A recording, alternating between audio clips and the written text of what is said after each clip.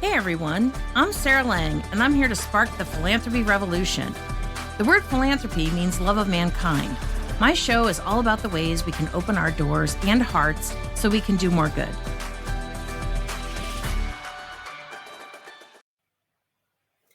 Hey everybody, thanks for joining me today.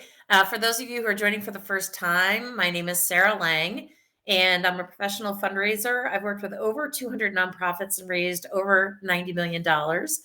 And today it is my absolute pleasure to have with us Pamela Grow, who is a fundraiser in the Philadelphia area. And we've known each other for a little while now. And among other things that Pamela does, she writes the Grow Report. And it is one of my favorite moments of the week. It comes out every Monday. And not only are you wicked smart, as we like to say up here in Massachusetts, but you're funny. So I just love your sense of Oh, humor. thank And you. yeah, so welcome to the show. And thanks for joining us today. Um, so, Pamela, I would love for you to tell everybody how long you've been in fundraising and how did you end up in this career? Wow. So I've actually been in fundraising for 23 years, but I have been working in the nonprofit sector for probably about 30 years because I think we've talked about this. I started in and it was really I worked in politics for 10 years back in Michigan. I moved to Philadelphia to join my husband, and I stayed home with my kids for a while and always kind of thought I would go back to the political field. And kids were born, I wanted to stay home with them. I didn't have family around to take care of my girls. I wanted to take care of them. And I stayed home with them. And I think my youngest, Abby, was about 2 when I decided to go back to work, and I was looking for something part time. And I remember I used to get the mainline times Oh, because yeah. there were a lot more part-time jobs listed, out in the suburbs than there were in the city of Philadelphia. And I saw this opening for, I think it was a bookkeeper. Yes, I started there as a bookkeeper for this small family foundation, not small in terms of staff, not in assets. It was a sizable, about 260 million, I think, in assets. And Wow. the thing was they had been established, like a lot of foundations, in 1956.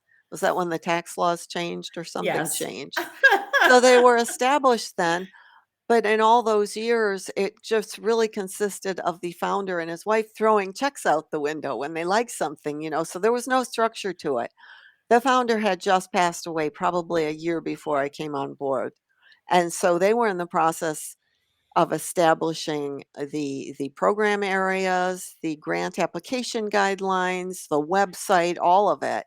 So it was almost like seeing the growth of this thing from the very beginning. It was so much fun. That is And fun. oh, it was. I not only saw, I learned a lot of important things, like if a foundation was just getting started, you might really luck out because the foundation might find it was coming on the close of the year and they hadn't spent their 5%. Yeah. So we had a lot of grantees who were very surprised and delighted. They'd written in for 20,000 and they got checks for 200,000. Of Oh, my word. I course, would love for that to happen. we got organized pretty quickly, but those first couple of years, I mean, Sarah, they were writing checks out by hand. That's hilarious. I love So the it image of them just throwing checks out the window. Here's Oh, some yeah. money. Here's some money. Yeah. Oh, we love your story, yeah. And it was just a lot of fun. I worked with the founders', daughters, the 2 daughters who were president and vice president, and like I said, I started as a bookkeeper, and I'm really not suited for that, but I did get them off the handwritten checks and onto Quicken. And it was just a great experience in terms of seeing how foundations operate, but also in terms of really getting to know the nonprofit sector in Philadelphia, which is phenomenal. Yeah. And that's kinda how I got started. When I left, I my first job was as development director at a Regional Ambulance Corps, if you can believe that. Wow. Yeah, and it was very cool. I was still in the mainline area. Most of our constituency, a lot of them worked in Philadelphia, so they didn't really understand, that we weren't funded by the government. We didn't get any state and federal funds. It was all it was all on us. Yeah. Yeah, that's amazing. My older brother actually used to have an ambulance company in Montgomery County. So he served Montgomery and Bucks County, and he had like 15 rigs on the road 24/7. It was, Really? yeah, yeah, he used to be a paramedic, so that was his, Aren't they the best? yeah. Oh, I don't, that was why I wanted him to get to the hospital when my dad had a stroke, because I wanted him on the ground with the medical knowledge, interfacing with the doctors. So he was great when it came to, you know, um, helping us figure out that labyrinth called the hospital system. But yeah, so uh, what what else would you like people to know about you? So you started out as a bookkeeper. That I love your career trajectory from like trying to, you know, herd a bunch of cats at a foundation and then hopping over to an ambulance company. So what other things do you want people to know about you? Oh, I think probably the most important thing is that, my whole focus, I think, for my whole career has been really just building a strong core base of general operating support. It was one of the things that ticked me off the most when I worked at the foundation. Yeah. I remember, they were our president, our vice president, they were part of a group of, what do they call those groups of grant makers? Grant maker, Yeah. it's they renamed it over the years, but, they went to their meetings, every other week or so, and I remember our very first grant application guidelines, and one of the first things was they didn't fund general operating support. And I remember thinking, "Why not?" I know, right? We have to Yeah, turn on the lights. We have a light bill just the way that you do or that General Electric does. I mean, we all have to, exactly. yeah, yeah. I was having a conversation with someone yesterday. I was helping her kind of fine tune her grant, and they work with youth and they provide life coaches to youth, but they keep running into all these grants that say, well, we don't pay for overhead. It's like, okay, who would you like to coach these young people, right? These are kids who do not have a stable adult in their life and are in desperate need of someone who is invested in them and helping them negotiate adolescence, right? So it just blows my mind though, because that's general operating is like, okay, if you're not going to pay for the staff, who's going to deliver the services and where is that money going to come from exactly? Exactly. And a really strong base of core or general operating support really lets you run the organization the way that you know best, the way Yeah. that's best for your community, for your clients, for the people you serve.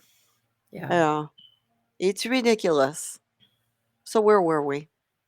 Um, we were just, well, I mean, we could rant about, these things all afternoon, I'm sure, but so can you tell me a little the folks with us a little bit more about where you specialize and what that means? I know you focus really on small shop fundraising. So what does that mean? What qualifies, like how do you define small shop? Well, it's interesting you asked me that because my coach is always on me about, "You gotta get away from that small shop thing." But, I think of it typically as a smaller nonprofit that's maybe under 2 to 3 million in annual revenue, and they typically have 1 development staffer, maybe 2 if they're lucky. Sometimes it's a fundraising ED. One of our biggest success stories was who she joined my membership group way back when, and it was just her. It was a legal aid society out in California. It was just her and I think a couple of attorneys, no staff. And she grew it to now they have a development team of 3 or 4, and they actually have a program that teaches other organizations like this how to develop their funding. The interesting thing with her, with Julia, the first person she hired, the first hire, was not a development director. It was a stewardship coordinator to manage the data. Very smart. Yes, Because yes, yes. I'll see if you agree with me. I feel like data is one of the most neglected things at most nonprofits, yet can yield the best results when it's used Oh well. God, yes, Yeah. yes. I'm actually doing a webinar next week on that topic Oh, because cool. For whom? just it's out there. Okay. It's on basics and more fundraising. It's a Oh, kind of okay. a kind of a tie-in with we do an annual class on writing a great fundraising letter, and this is all about figuring out that data segmentation and figuring not just how to segment your donor base, but how to write to those different segments too. How do you Yeah. And how do you write to that's your monthly givers? And a lot of organizations might even suppress them. They might right. think, "Well, they already have made such a commitment. We don't wanna ask them again." That's just the point. They're committed Right. to you. They Right. love you. They're your biggest fans, for God's sake, Exactly. right? Exactly. Yeah. Well, and it's really interesting because, I was just out at Nonprofit Hub's Cause Camp in Ohio, and there were so many presentations that were talking about the importance of donor data. And I was just like, yay, we're talking about donor data. And everyone's like, oh, data, that four-letter word. So um, I was like thrilled to see so many people mentioning the importance and the role of data and how you have to have your finger on the pulse of your folks and just like you said, you're not going to talk to everybody in the same way. And yeah, I remember it was I think it was Simone Joyeux who told me when we were talking about like not asking your monthly donors, like she said that's like, not asking your best friend to like be there when you're having a problem, right? And it's like these are your Exactly. biggest fans, your biggest supporters, and also people are tired of being asked to give the least they can give. So people are get excited when you challenge them and you know, also let's let them have another dopamine hit of like, yay, I feel so good about myself when I give. So yeah, I Exactly. yeah. Yeah, so I'm excited that you're focused on small shops, because, that's 60% of the nonprofit market is, This is true, this you is know, true. is And these I think small nonprofits. Yeah. and they've got so many challenges coming up. What was your biggest takeaway at Cause Camp in terms of data? Did you have Oh, one?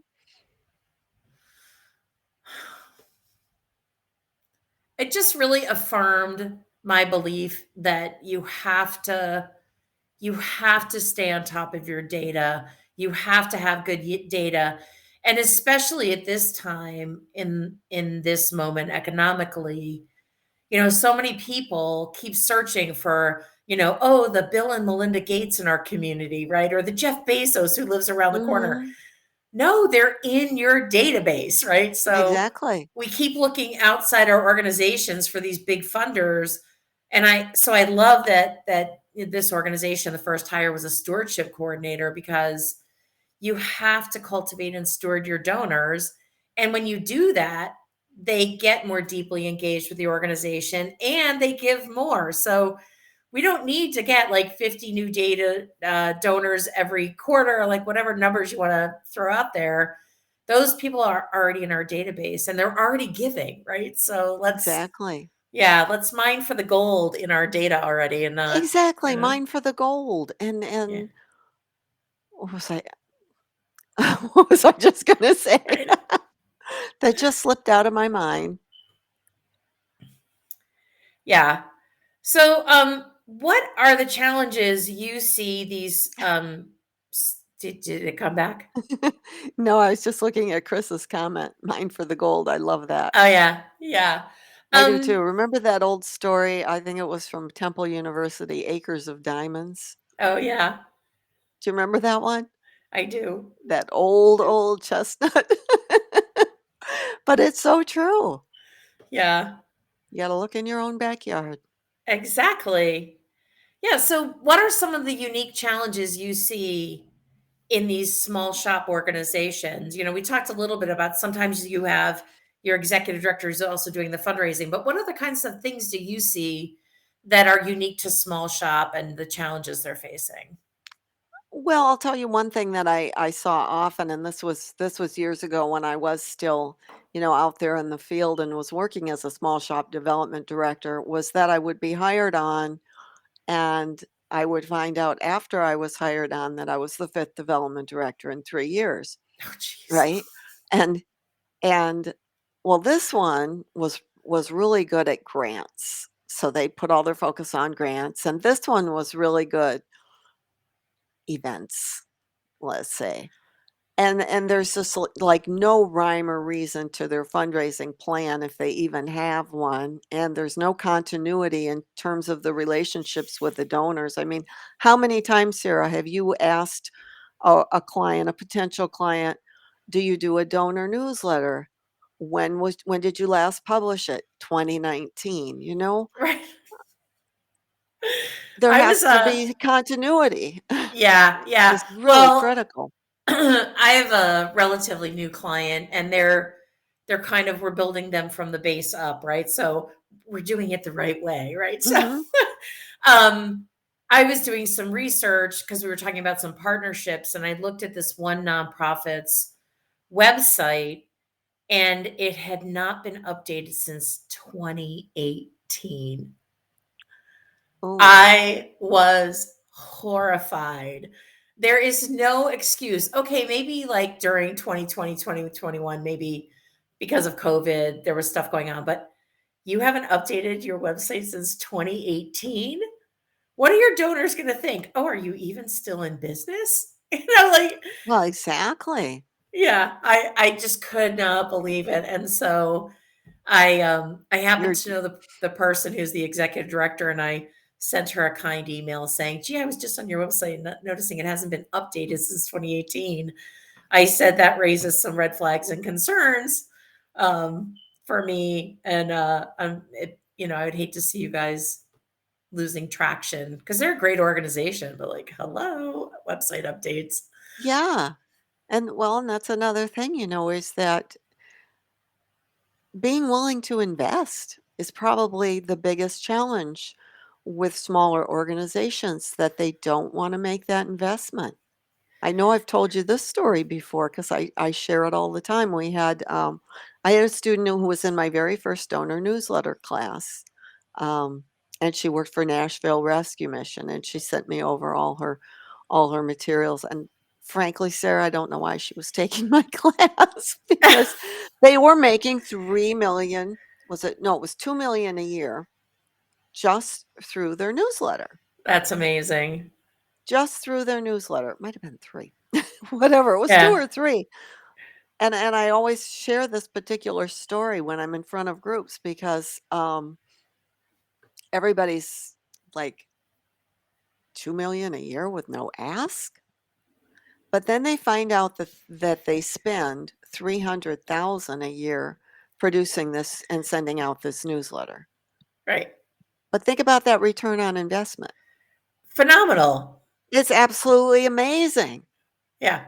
But you should see the faces fall in the room. You have to invest. You have to invest not only in systems, but in materials. Donor care is particularly critical.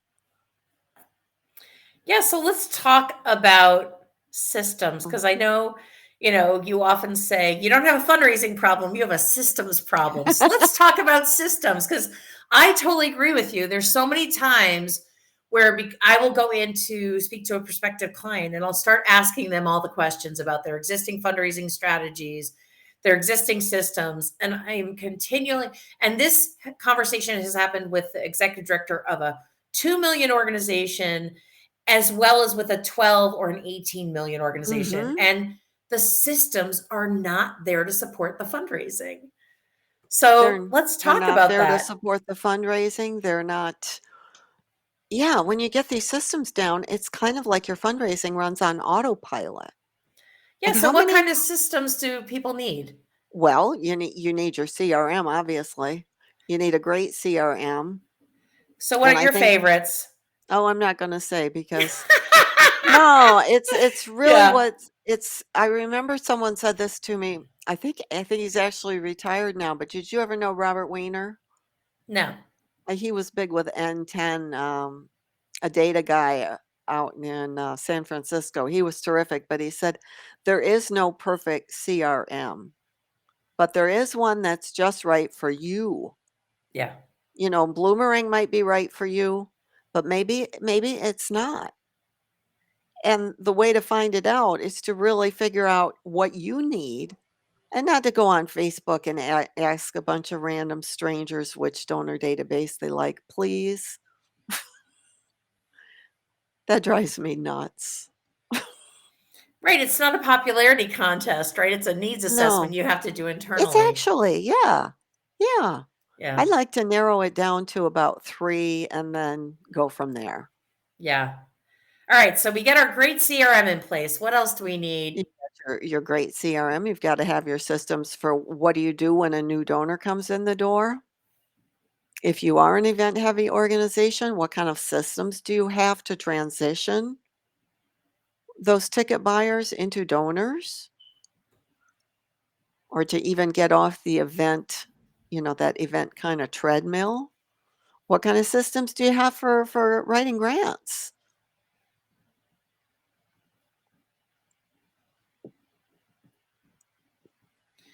The other one that I like to make sure is in place is a sort of an ongoing training and engagement with the board so that each board Yes. member is Smart.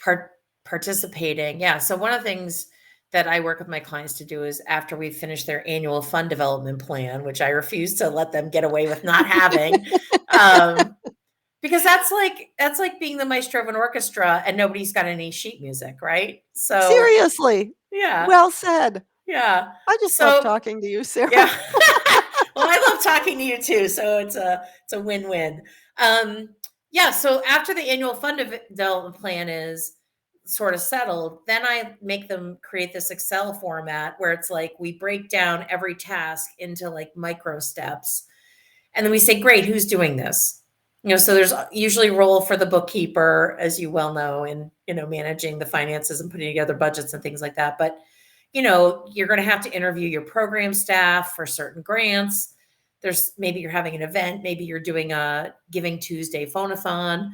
So there's places where you can break it down into bite-sized pieces and then go to your board with like a menu, a smorgasbord, saying, here's all the ways you can participate in fundraising Oh, this year. yeah. What works for you? And then they literally check the boxes.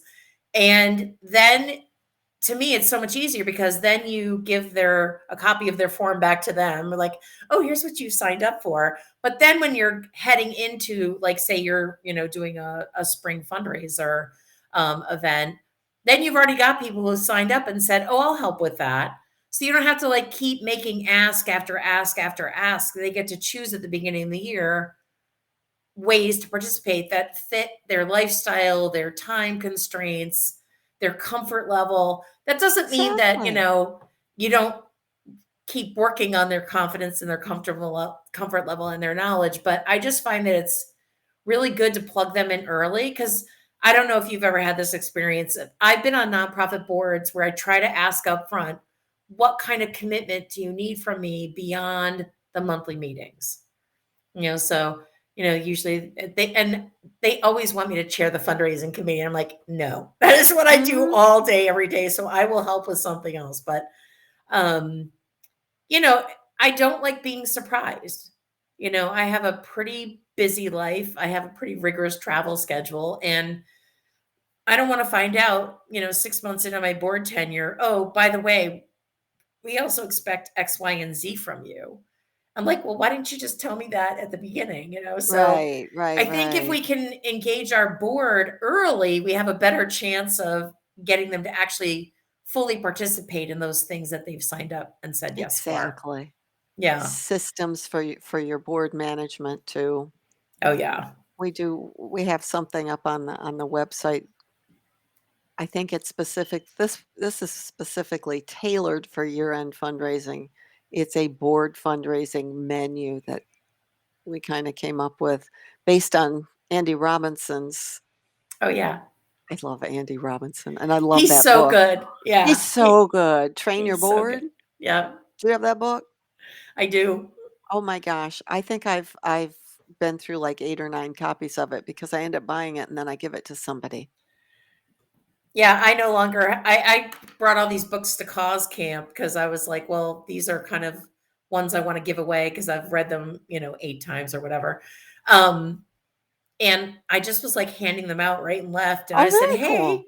yeah, it was really fun. I just carried them around in my tote bag and I was like, hey, I have 2 books. Does anybody want these? And they're like, I'll take that one. I'll take.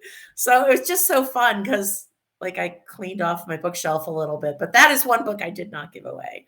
Um, but yeah, it just we need systems. And I feel like one of the challenges I see with small shops is that they're so busy doing the next thing, they don't put the time and energy into creating the systems, which ultimately like make their jobs easier. So they need Exactly. a CRM, a system for like welcoming and engaging new donors, um, a Donor system, acquisition system. yeah, donor acquisition, and then also switching someone from an event participant to a donor, having a grant writing system, a board management system. Are there any other systems you feel like people need to think about? Well, your culture can really make or break you. And I like to have systems in place for culture. Um, there's all kinds of things you can be doing on the regular. Um,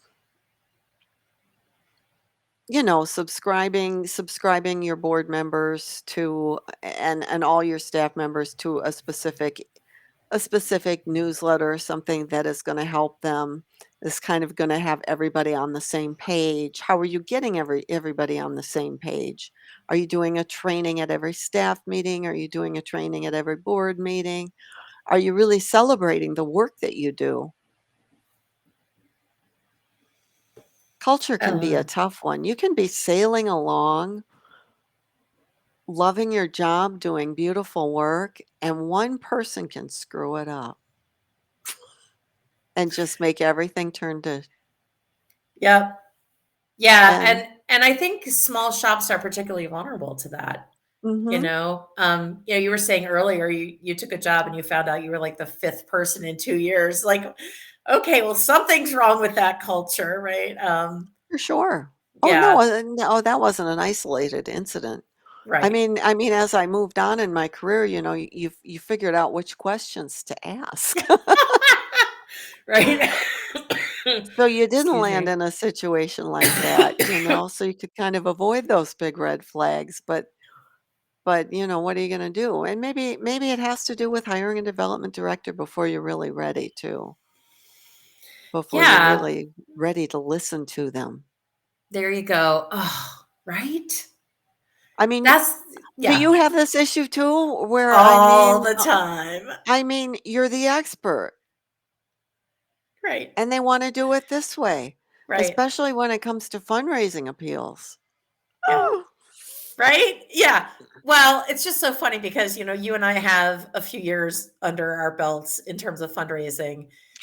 And yet I love it when people who haven't even raised $1 million think they know how to do fundraising. I'm like, do you give your dentist directions on how to like fix your teeth? Like, exactly.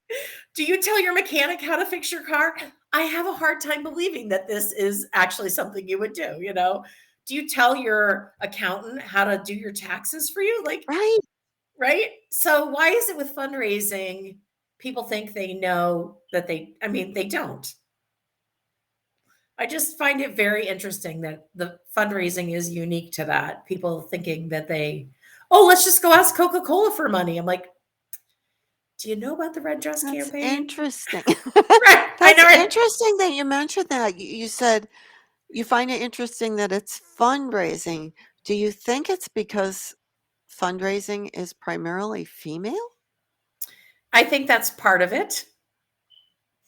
Um, yeah, I think I think there's a long history of people telling women what to do or not taking us seriously, and Mhm. um, yeah, I think that's part of it. Yeah, I think so too. Yeah, I also think some of it is about the perceptions of the nonprofit sector too, though.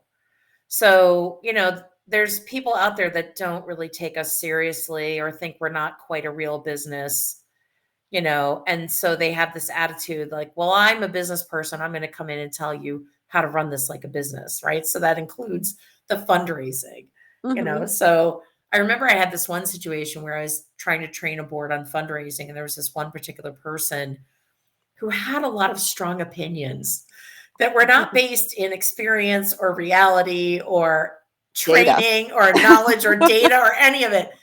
And I finally started kind of like not really throwing them under the bus, but like asking them pointed questions, Well, we should do blah, blah, blah. I said, really, do you have experience with that strategy before and tell me how it went?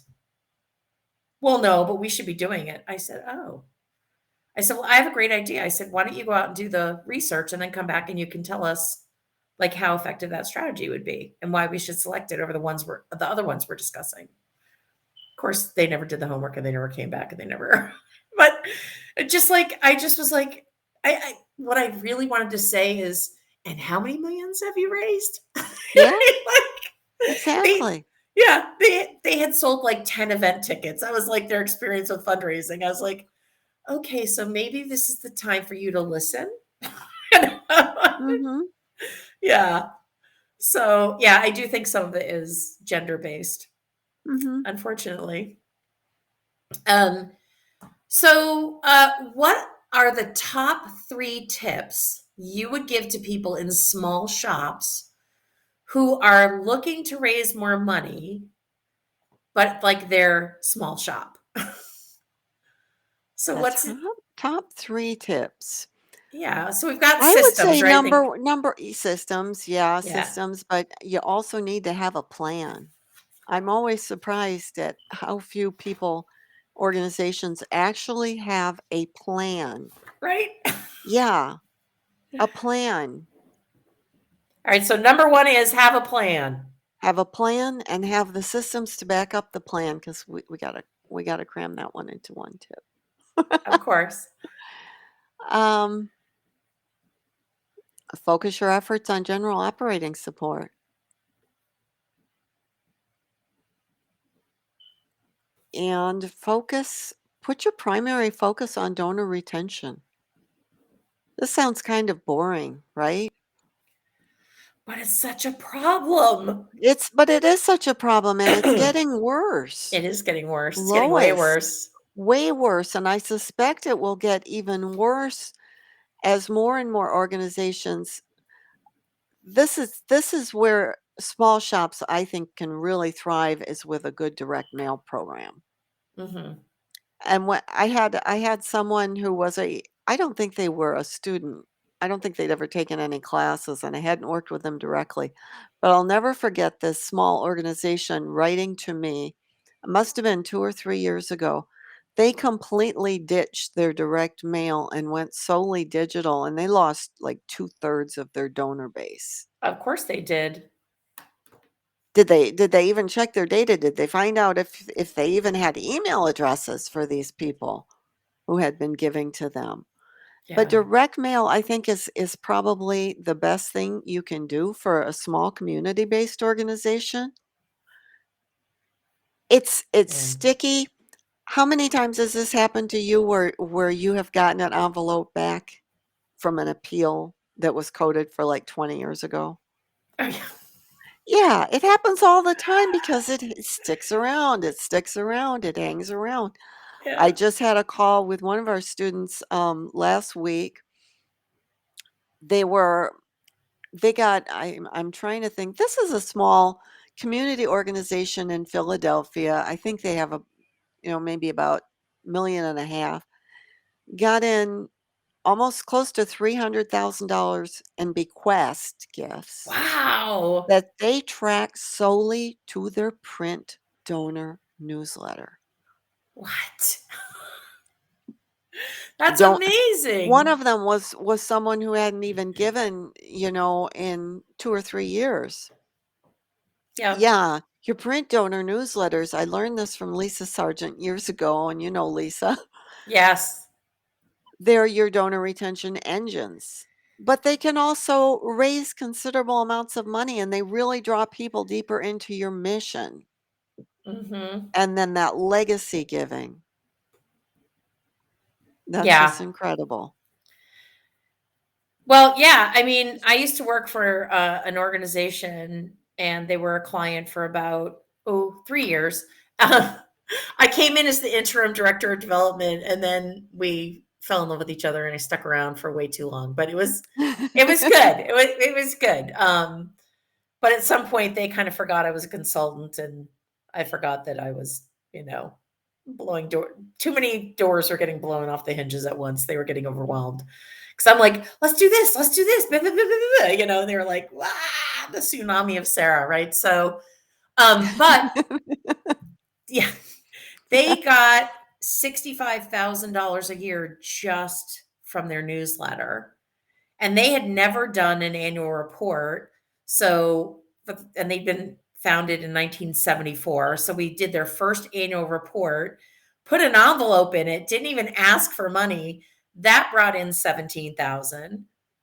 So we just started doing all this direct mail stuff between the newsletter. We did some other things.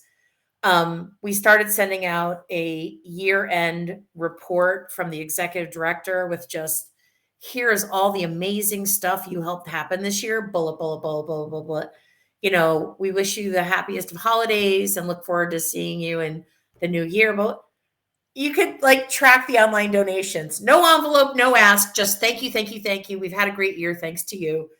Boop, boop, boop, boop, boop. Yeah. Right? So it's that, Yeah. yeah, it's that print response. So, well, great. So we've got, have a plan and the systems to back it up, focus on general operating support, and focus on donor retention. And those are Mhm. such good tips. And I think if people just did those things, their fundraising would just get so much better. Because I think, Oh, I think so too. yeah.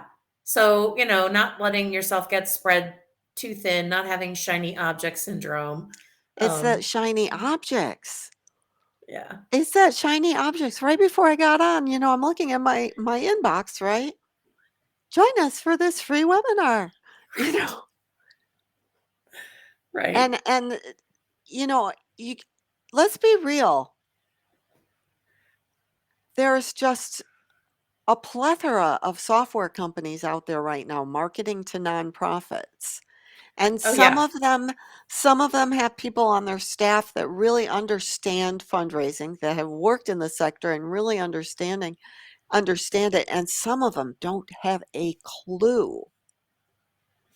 And Yes. there's a lot of bad advice out there now. Oh, yeah. It's And really yeah, I was thinking this yesterday about all this free stuff and the consumption of free stuff. And then, okay, great. Now you've consumed the free thing. What do you do with that what are you information? implementing?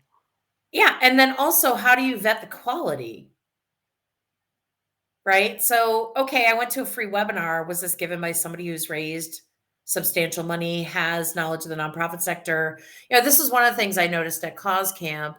Um, and I'm not blaming anybody, but one of the observations I made is what you said exactly, that there were a bunch of software companies there pitching to nonprofits.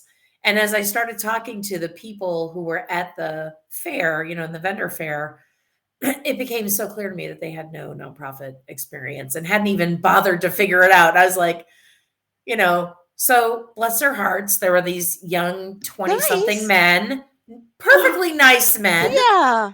but not even old enough to like know what the nonprofit sector is all about.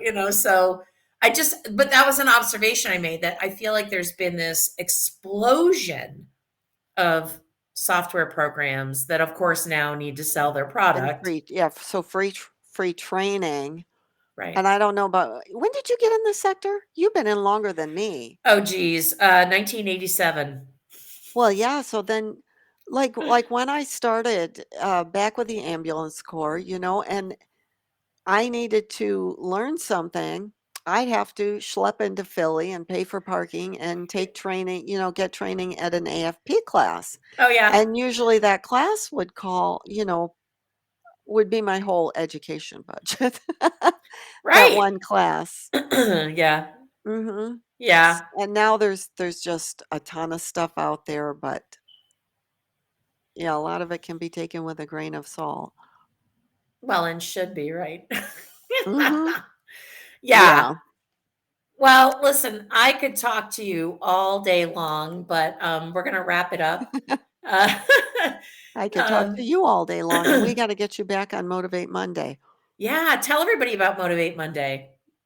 Oh, it's a weekly it is a weekly 30-minute free webinar that we do. We've been doing it every week since, 2016. We've had on some killer guests. We even had on Ken Burnett once, who was just Wow. such a treat, such a treat. Have you met Ken? I have not. Oh my gosh. Be still my heart. He's such a sweetheart. This last week we had on, let me see, can you see that? Fundraising for Introverts, brand new Oh, book.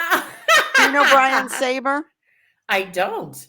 Oh, Brian Saber is the co-founder of Asking Matters, which is a great site. It's all about using your personal style.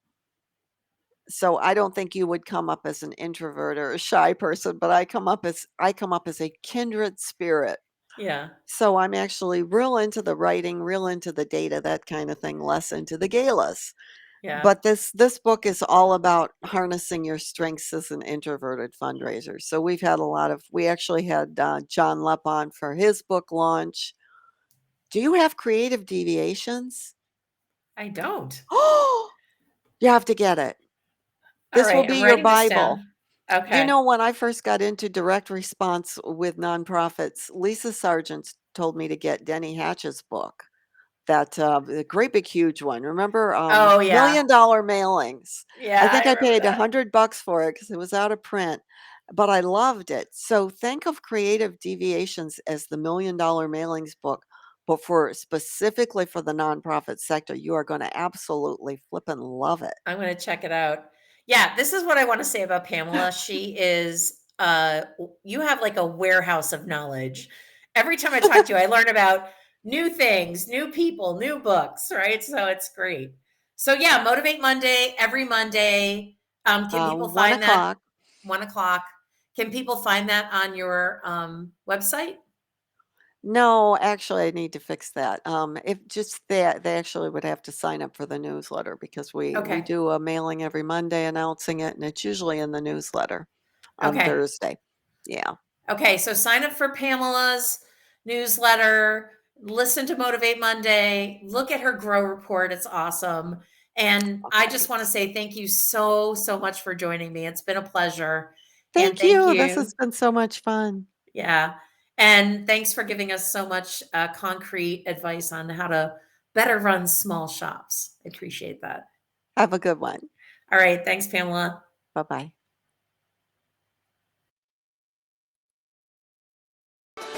Thanks for tuning in. I'll be back in 2 weeks with another episode. Got topics you want me to cover? Organizations you want me to showcase? Let me know.